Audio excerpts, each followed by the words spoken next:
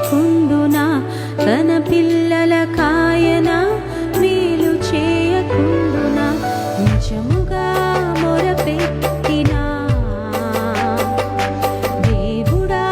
దేవుడాలకించకుండునా సహనముతో కనిపెట్టినా సమాధానమీయకుండునా జీవము గల దేవుడు మౌనముగా ఉండునా జీవము గల దేవుడు మౌనముగా ఉండునా తన పిల్లల కాయన మేలు చేయకుండునా తన పిల్లల కాయన మేలు చేయకుండునా.